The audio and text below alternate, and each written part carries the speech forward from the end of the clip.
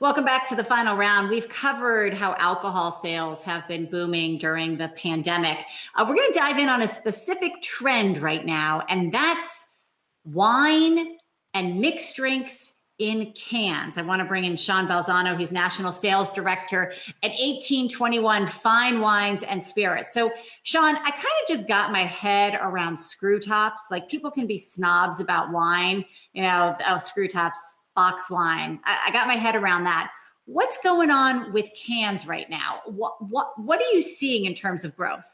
Well, to your point, there is a certain romanticism about opening up a bottle of wine and hearing that pop and the cork and whatnot. But I think with canned wine, you saw microbrews with beer about 10 years ago start to can their high-end products. And when people realized that it just wasn't for the average go-to-market consumer, wine started doing it out on the West Coast, and we've seen an explosion, and it's really for the convenience. It's being able to throw something in a cooler and go on the road or go to the beach, and it's not a 4-serving vessel like a bottle of wine. It's 1.5 to 2 servings when you're consuming this can, and the aluminum has come a long way. It doesn't interact with the acidity that's in the wine anymore, so you get a lot more of a cleaner and crisper taste when you're drinking it out of a can.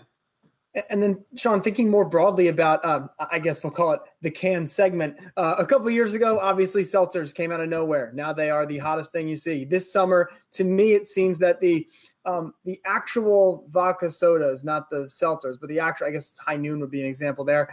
That's what you see everywhere. What, in your view, is kind of behind that explosion of alternative types of beverages, that are served in a can that have really taken away, at least in my view, probably from the traditional beer part of the liquor aisle? That's actually, that's a little bit more near dear to my heart, because we have a brand called Two Chicks canned cocktails. And when we started looking into this in 2016, we had found a demographic in the millennial consumer that was, legal drinking age, that wanted the flavor of items like vodka, like tequila, but they didn't want the punch that came with it or the hangover the next morning. So when you look at these spirits-based cocktails, you've got 5% alcohol, which is basically like drinking a lighter style of beer, but you've got a flavor profile that is higher end. You've got fresh grapefruit in it. You've got real lime in it. You've got,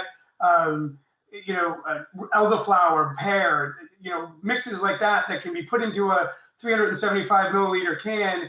You can consume it. You can consume more than one and still not be where you would be if you had 2 or 3 mixed drinks. And what we're seeing with that particular brand, Two Chicks, right now, is that it's great packaging. It's a great message because it's women owned, women run. We just distribute it for them, and you're drinking a cocktail, but you're not having all of the other side effects that come along with too many vodka sodas, if you will.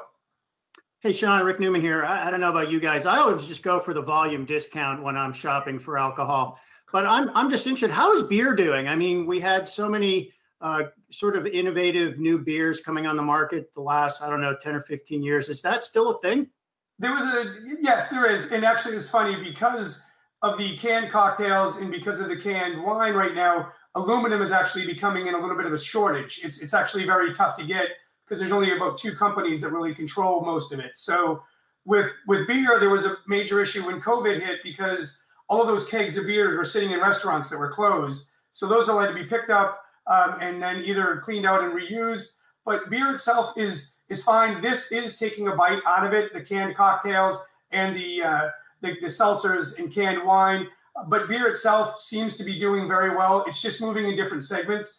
You're seeing people go from traditional lighter style beers to premium craft brews. And you've probably noticed that the big 22 ounces that are in the stores, liquor stores now, when you start looking at some of those price points, they're rivaling decent bottles of wine into the upper 30s and the low 40s for really what is a couple bottles of beer.